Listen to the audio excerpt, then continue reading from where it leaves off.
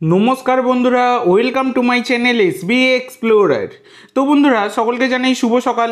তো আজকের ভিডিওতে কিছু গুরুত্বপূর্ণ বিষয় নিয়ে আলোচনা করতে চলেছি। তো যারা চ্যানেলে প্রথমবার এসেছো অবশ্যই সকলে একটা করে সাবস্ক্রাইব করে দিও। সাবস্ক্রাইব করা সম্পূর্ণ ফ্রি, তাই যারা যারা ভিডিও দেখবে একটা করে সাবস্ক্রাইব করতে কিন্তু কেউ ভুলো না। তো বন্ধুরা, প্রথমে যে আপডেটটা দিয়ে শুরু করতে চলেছি সেটা হচ্ছে আপুইয়াকে নিয়ে। তো তোমরা অনেকেই প্রশ্ন করছো যে আপুইয়ার নাম ঘোষণাটা কবে আসতে চলেছে। তো দেখো বন্ধুরা, এখন বর্তমানে দাঁড়িয়ে যে সমস্ত নাম ঘোষণাগুলো তোমরা দেখতে পাচ্ছ এগুলো অনেক দিনের পুরনো। অনেক আগেই তোমরা জানতে, সেই জানুয়ারি ট্রান্সফার উইন্ডোর সময়তেও তোমরা জানতে এই ডিলগুলো কিন্তু ডান হয়েছে। সেইগুলোরই নাম ঘোষণা কিন্তু এখন আসছে, নতুন কিছু নাম ঘোষণা কিন্তু খুব একটা আসছে না। এই রকমই হচ্ছে ব্যাপার।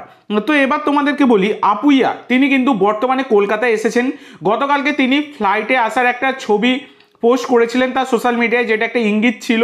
এবং আজকে কিন্তু তিনি হোটেলের ছবি পোস্ট করেছেন। তিনি কিন্তু কলকাতায় এসেছেন বলেই খবর রয়েছে। এবং কলকাতাতে তার কিন্তু মোহনবাগান মাঠে সম্ভবত ফটোশ্যুট হবে। এর আগে আশিস রায়, আশিক কুরুনিয়ান এদের যেমনভাবে অ্যানাউন্সমেন্টগুলো হয়েছিল, মোহনবাগান মাঠে কিন্তু ফটোশ্যুট হয়েছিল। তো সেই রকমই কিন্তু ফটোশ্যুট হওয়ার পর, মোহনবাগান জার্সিতে ফটোশ্যুট হওয়ার পরেই সম্ভবত তার নামটা কিন্তু ঘোষণা করবে। এই রকমই কিন্তু আপডেট রয়েছে। তো পরবর্তীকালে তোমরা তো নাম ঘোষণা হলে জানতে পারবে। তো খুব তাড়াতাড়ি কিন্তু নাম ঘোষণাটা আসছে। এরপরে তোমাদের যে আপডেটটা দিতে চলেছি সেটা একজন বিদেশিকে নিয়ে, যার নাম হচ্ছে চেজার লবি মানজোকি। তো চেজার লবি মানজোকি হচ্ছেন একজন 27 বছর বয়সী সেন্ট্রাল আফ্রিকান রিপাবলিকের স্ট্রাইকার, যার মার্কেট ভ্যালু 3.2 কোটি টাকা।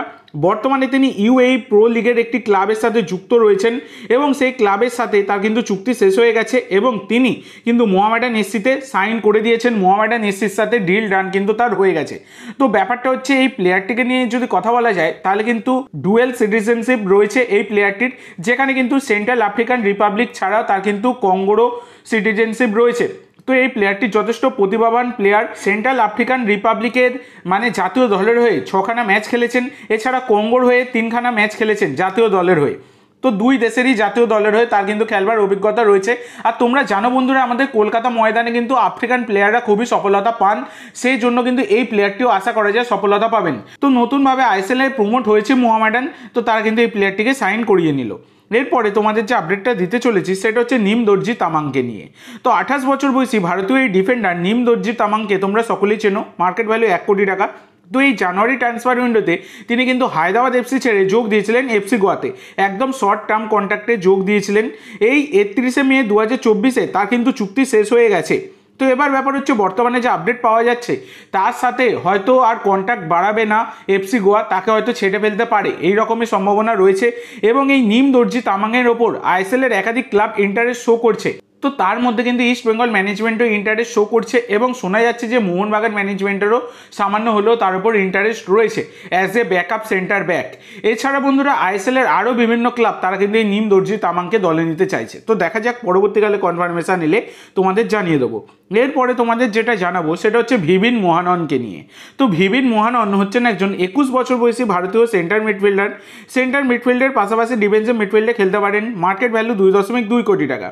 বর্তমানে তিনি কেরালা ব্লাস্টারের সাথে যুক্ত রয়েছেন এবং কেরালা ব্লাস্টারের সাথে তার কিন্তু 2024-এর 31শে মে চুক্তি শেষ হয়ে গেছে। এবং বন্ধুরা, বর্তমানে যেটা জানা যাচ্ছে যে মুম্বাই সিটি এফসি তারা কিন্তু এই ভিভিন মোহাননকে দলে নিতে চাইছে, তার উপরে একটা এনকোয়ারিও চালিয়েছে, এই রকম কিন্তু খবর পাওয়া যাচ্ছে। তো দেখা যাক, মুম্বাই সিটি এফসি তারা কিন্তু আপুইয়াকে লুজ করেছে, সেই কারণে তার রিপ্লেসমেন্ট প্লেয়ার হিসাবে কিন্তু এই ভিভিন মোহাননকে টার্গেট করেছে। তো দেখা যাক, পরবর্তীকালে কোনো রকম আপডেট এলে তোমাদের সাথে শেয়ার করব। তো আজকের জন্য এইটুকু বন্ধুরা। ভিডিওটি ভালো লাগলে অবশ্যই লাইক করো, শেয়ার করো। আমার চ্যানেলে প্রথমবার এসে থাকলে চ্যানেলটি সাবস্ক্রাইব করো আর কমেন্ট করে জানাও ভিডিওটি কেমন লাগলো। ধন্যবাদ।